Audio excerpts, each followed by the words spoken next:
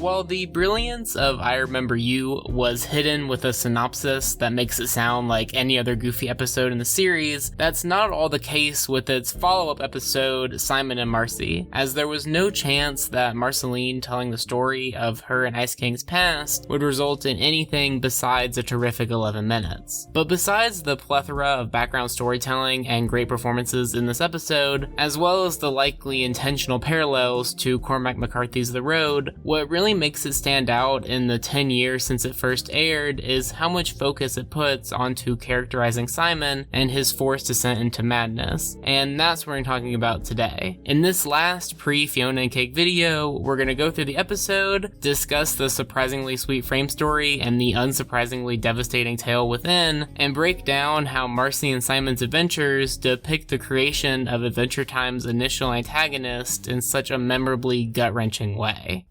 Whoa! Marceline, I'm open. I'm wide open. Given this episode's title and synopsis, it doesn't waste much time pretending that it's going to be a typically Goofy episode of the show. We do get a quick glimpse into the frame story with Finn and Jake playing basketball against the episode's titular pair, a scene that begins to show some character growth from the Marceline who sung of having to constantly flee Simon back in I Remember You, as she begins to tell a curious Finn and Jake the story of her and Simon's past. Before getting into the meat of her tale, I do want to talk about two of the through lines in this one, with the first of these being the comedy in the episode. While a lot of the jokes in this one, as Simon tries to get Marcy's mind off of the apocalypse, are more sweet than funny, jokes like the clambulance, the motorcycle crashing into the city, and Simon trying to teach Marcy not to vandalize.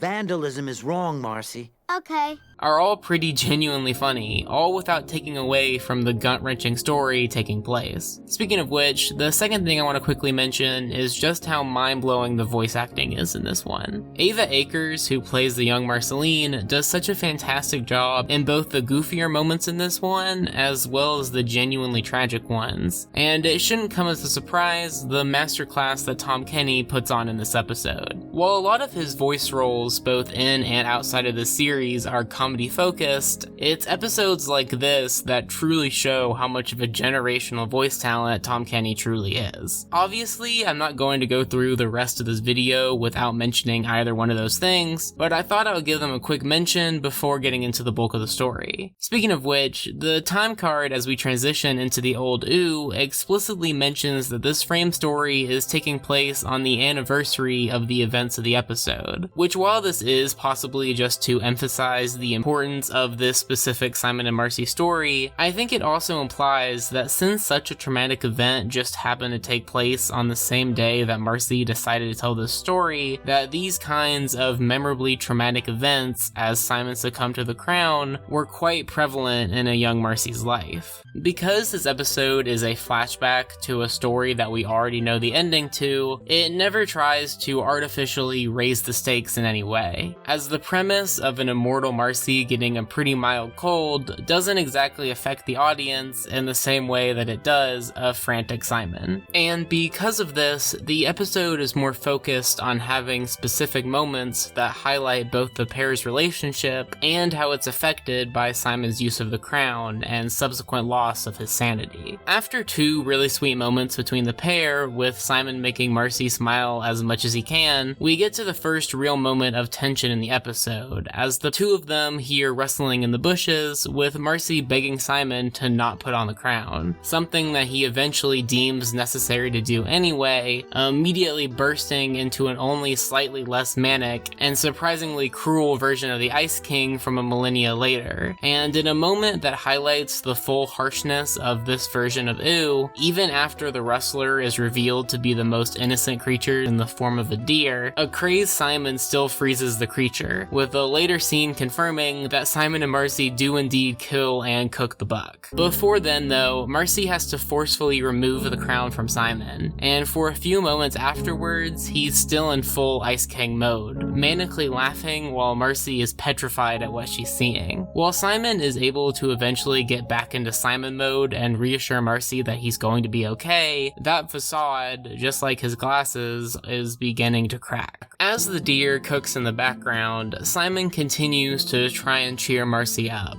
doing a puppet show version of Cheers, even beginning with the iconic theme song that we'll spend more time diving into when it comes back at the end of the episode. It's at this point when Marcy begins showing symptoms, which immediately causes the woefully unprepared Simon to start freaking out. And even though this episode never directly mentions it, she happens to come down with a cold right after a manic Simon sprinkles her with snow, perhaps implying that her illness is yet another way that the use of the crown has hurt Marcy. While it is somewhat comedic to watch him desperately search for chicken soup as if it was some kind of cure-all, it's also representative of just how clueless Simon is when it comes to how to raise a little girl, let alone one that's half demon and in the middle of an apocalypse. I will go ahead and say, before every single comment beats me to it, that the original draft for this episode featured Marceline getting significantly sicker and the pair looking for actual medicine instead, something deemed too dark by CN. You can see this part of the episode's past in a few different places in the episode, like the Supery making a lot more sense as a pharmacy, as well as the joke with Simon thinking the Clambulance is a food truck making a lot more sense if he thinks it's an ambulance, which would have medicine. Whether or not you believe that the original story is what actually happened and Marcy is either misremembering or intentionally toning down her tale is up to you, but I'm ultimately going to treat the events of the episode as if they happened as presented, as I think that's ultimately what's canon to the series. Speaking of which, as Simon and Marcy explore the ultimately empty Supery, we get two pretty interesting moments for Simon, the first of which being the card that he happens to pick up, the front of which reading, "Hey old man," highlighting how the crown has transformed the 47-year-old Simon into somebody who looks much older, as it actively destroys his human body. The other character moment for Simon in this one is far less subtle, as after he prepares to use the crown to stop the Oozer who follow the pair, Marcy once again begs for him to preserve his sanity, and he actually fulfills his promise from earlier, using the crown simply as a giant hunk of metal and fleeing the scene with Marcy, as Simon realizes that he managed to get through a troubling situation without having to wear the crown, as he begins to falsely hope that he might be able to evade its grasp. Not quite enough though to keep it anywhere but conveniently on his waist. As Simon and Marcy make their way through the abandoned city, we get one last unmitigated sweet moment between the pair, as Simon has to convince the confident little Marcy to accept a piggyback ride, as it becomes evident that Marcy was just as stubborn 1,000 years ago as she is in the modern day. After the great joke with Simon telling Marcy to cover her ears after he's disappointed by the contents of the Clambulance, we get to the final chase scene that ends the main story of the episode. While Simon fleeing with his adopted half-demon daughter is a fairly short scene, it does do its one goal extraordinarily well, which is to show how genuinely desperate Simon is. Through the rapid animation, Tom Kenny's terrific voice acting, and a score that amplifies the scene even further, the episode does such a great job in showing how out of options Simon was before him and Marcy even reached the dead end, which of course is necessary to make the audience not blame him for breaking his promise to Marcy and putting the crown back on. While the idea of Rebecca Sugar's last time boarding an Adventure Time episode featuring a song not written by her seems underwhelming at first, I'm not sure there's another song in the series that so perfectly fits the moment as Simon repeating the Cheers theme from earlier in the episode, as he tries to not lose himself to the crown once again. The manic instrumental that accompanies his vocals feels familiar to that of Remember You, as he becomes almost visually indistinguishable from Ice King. The lyrics also make a bit more sense to talk about here, as Simon sings of giving everything he has just to get through the day, and desperately just wanting to take a break around those who know him, something that hits hits even harder with the knowledge that the crown he's wearing is going to cause him to forget not only his own name, but also the connection that he has with the young petrified girl he currently has locked in a car. Just as Simon's glasses being partially cracked at the beginning of the episode symbolized him slowly losing his sanity and his touch with who he once was, the last shot of him demolishing the oozers shows his glasses laying destroyed in the snow, as he continues to go deeper towards the point of no return. And even though Marcy's illness is solved by the mother gum giving her the soup that she needed, the show makes sure to note that this is not a happy ending, as even with the crown off, Simon isn't entirely there, as the flashback ends with one final gut punch.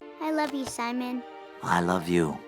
Gunter. Back to the frame story, it's a fairly short scene, with Simon completely missing that the story was supposed to be sad or was about him, and Finn and Jake watching him with a newfound perspective on the guy they called Ancient Chubbs at the beginning of the episode. And more so than anything else, that's the lasting legacy of this episode for the series, as while Holly Jolly Secrets revealed Simon's past as a human, and I Remember You revealed that he saved Marcy, this episode is the first time we actually get to see the character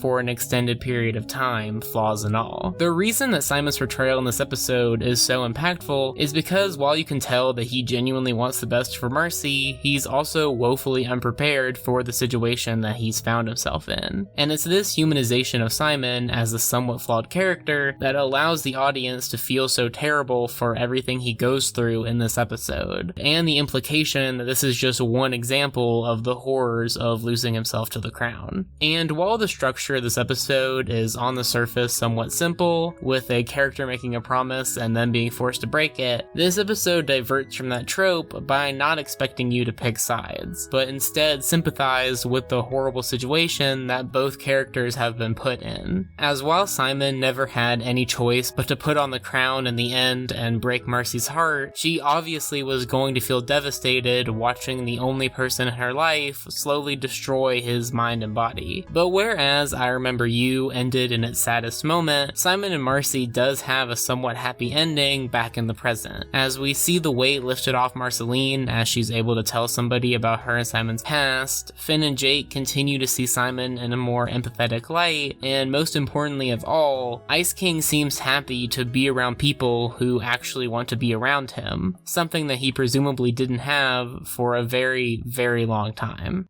Anyway, that's about it for me. As you guys hopefully know, assuming I got this video done when I wanted to, we are 15 hours away from Fiona and Cake at the time of this being uploaded. And as of now, I'm planning on covering the season weekly. I will say that, since I'm both a slow writer and the busiest I've ever been, it's going to take me a few days to get these videos out. So if it's Wednesday morning and my video on Thursday's episodes still haven't come out yet, you should check my Twitter before just assuming that I've given up. But with that out of the way, this has been AmpleSamuel, and the next time I see you, I'll be talking about New Adventure Time, and man is that weird to say. Thanks for watching.